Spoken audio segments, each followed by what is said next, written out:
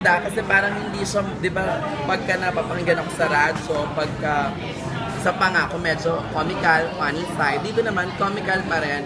Pero dito pinagdrama nila ako ng bongga na parang 2 AM na, hagulgul talaga siya. Super bet na bet ko dito si Alex. Magka-partner kami sa business yung role niya. Pero hindi mo naman siya bet in real life.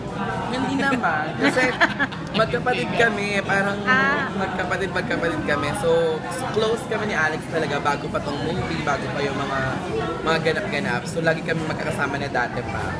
Nagkakausap na kami niyan. Tapos, yun nga, naiilang ako nung nagte-taping kasi parang ang gwapo naman ni Alex, di ba? Baka naman ang ganda ko, di ba? So, syempre pagka may mga titigan scene, kasi madalas harot-harotin niya ako yung sa eksena, tapos parang ako naman uto-uto, ganyan. So, maganda, kaabang-abang tong character ko dito kasi medyo may hugot-hugot siya na ginawa sila direct. Pero Jai mo, nagpakamatay nga ako dito sa role dito. Maganda yung scene ng pagpakamatay, abangan niyo. Yung character mo from Pangako sa'yo, how different it is dito? Very different kasi ako yung madam dito eh. Okay. Ikaw si Madam Flo. Ako yung, di ba, sir, may-ari kami ng company, ganyan. Meron akong alalay. Kaya sa Pangako, ako yung alalay. Di ba?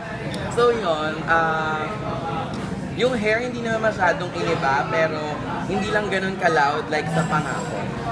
Yun lang yung mga... So, mas stained dito. Mas stained dito. Tapos yung damit dito, di ba sa Pangako meron kasi akong signature damit na patong-patong. Dito parang natural, na real na tao lang. Ikaw. Pwede bigyan mo kami ng parang brief background of the story without spoilers, no? Brief background of the story, from the title itself, Upline Downline, it's a story about networkers, kung yung mga narinig natin na balita na parang kapag nag-networking ka, it's either umangat ka or either bumagsak ka naman at maloko. So doon siya iikot. Tapos ang maganda dito, ang galing nung mga iba namin kasama, we have Snooki Serna, sina Jojo Alejandro, andito sila Juan Rodrigo, marami, si Res Cortez, andito rin si Res Cortez. So sobrang maganda to, feeling ko. Hindi ko pa siya nakapanood ng buo, pero yung trailer nakita ko. When are you premiering this? Tapos na, nag-premiere na sila nung, I think, last 2 weeks or 3 weeks. Parang sa Mega Mall at sa Galleria. Pero magkakaroon daw on the 28th of October. Magkakaroon. Hindi pa nasasabi sa amin kung saan yung magiging premiere, pero baka sa SM Mega Mall din. Nakaka-tense kasi parang, hindi, actually hindi naman siya mainstream, indie naman siya. So, ang daming networkers in the Philippines, saka abroad. So, baka yun yung maging market ng movie. Reaction yung mga nakapanood. Wala ako nun nasa taping ako ng Pangako sa'yo nung nag-premiere sila. Pero may mga balitaan ako na ang galing daw nung mga kasama ko. Tsare! Sika lang, hindi. Maganda naman daw ang pagkakatahi ng kwento. Yun ang pagkakasabi lang nila. Balik tayo sa tambalang Alex Jai. Oh, Sabi mo, close naman kayo. O isa mo nagkakailangan. Kaya wala namang kissing scene. Kasi ikaw may gusto sa kanya. Ano? Medyo disappointed ka ba? Ikaw ang na-on-the Nakaka-artista, abangan na lang. Di ba ganun yung chika? Abangan na lang po ninyo. Sanay ka na. Sa 28 mo.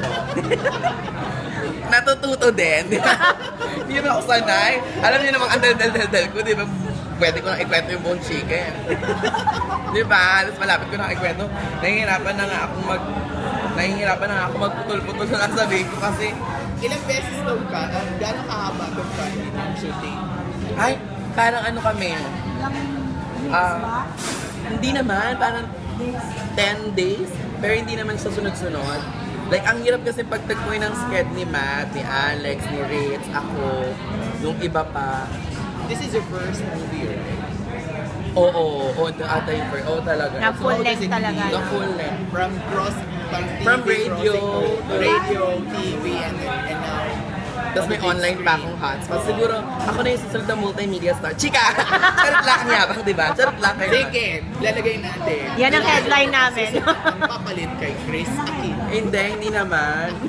Hindi, ang nakakaloka kasi na-excite ako mapanood yung sarili ko sa big screen kung big ba talaga ako sa big screen. Hindi kasi, di ba nag-Australia show kami?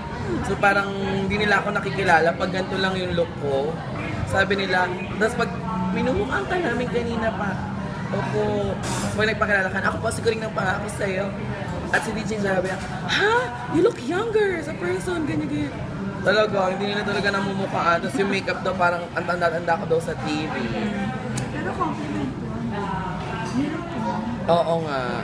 Ng 20 years. Chika. Hindi, masarap sa feeling na magkaroon ng movie kasi parang, di ba, ang dami-daming gusto mag-artista, hindi naman ganun kadaling pumasok. Tapos, sobrang lahat, bumababa lang. And parang, binibigay lang ni Lord sa akin lahat ng bongga ko. How do you differentiate yung experience mo sa TV at sa movie? Parang Kasi pakiramdam classic naman din yung mga sa'yo. Pero with this movie, sobrang iba-iba. Every project, sobrang laging kakaiba. Never nagkakaroon ng pagkakapareho. Kasi like sa TV, natitense na ako sa mga ka-eksena ko pa lang dahil ang gagaling nila. Tapos ang gagaling ng director namin, si Inang, si Direk Cathy, si Direk Rory, Direk Dado, Direk Richard, lahat. Laging iba-iba. Tapos dito, iba naman yung director. So parang hindi talaga pwedeng petics talaga. Parang trabaho pala talaga siya ang pagiging artista. Kasi akala ko noon, pag artista ka lang, glamour, glam, fame, ganun lang. Pero nung nandun na nagsisimula ka na, parang, ay, kung yung mga call center agents, tumatanggap sila ng calls, kung mga waiter, waitress, nag-take ng orders mo, same thing pala, ikaw pag artista ka, you need to memorize your lines, tapos pressure para sa akin na, pressure na magkamali, dapat laging perfect kasi ang galing ni Angelica. Etong sila Alex, syempre hindi naman sila baguhan na sa trabaho. Tapos sila Matt, ang tagal-tagal na rin nila, di ba? So parang ako yung pinakabago lang talaga. So, pag nagkamali ako, parang ang tanga-tanga ko. So, pero hindi naman, in fairness. Fairness, one take naman ako. Yabang. Charing. Hindi, wala. Siguro dahil nga pressured ka, kailangan mong galingan. Lesson ng story, siguro kailangan yung sa tiwala, sa trust. Feeling ko ganun. More on sa trust siya. Tapos, mahalin mo rin ang sarili mo, parang ganun. This based on my character high, yung sinabi ko. Kasi binigay ko lahat for Alex eh. Tapos sa ending, di ba, parang iniwan naman niya. Pero sa movie, meron ka ring experience na parang nagne-networker ka rin? Or hindi? Owner kami. Owner. So, in real life ba, meron kang parang personal experience sa networking? Oo, meron. Good or bad? Wala naman akong bad. Lahat naman parang naimbitahan lang. Tapos, kasi di ba tayo, pagka sinabi nating networking, agad-agad meron tayong nasa mind natin, hindi, palukuhin na ako niya.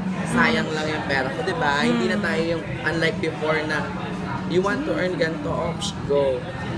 Ganon. So, may mga napuntahan ako. discerning in choosing networking. Ako? Wala talaga. Parang wala akong plano. Kasi dati may napuntahan ako, ang sabi sa akin, diba dahil nga gusto, mass comm kasi ako, diba? So college ako parang sabi, magko-prod assistant, second producer, ganyan. So punta namin doon, hindi naman ganun yung ganap. So parang very disappointing lang na minsan they need to use flowery words to attract yung mga tao, pero hindi naman pala talaga false ko, pero hindi naman.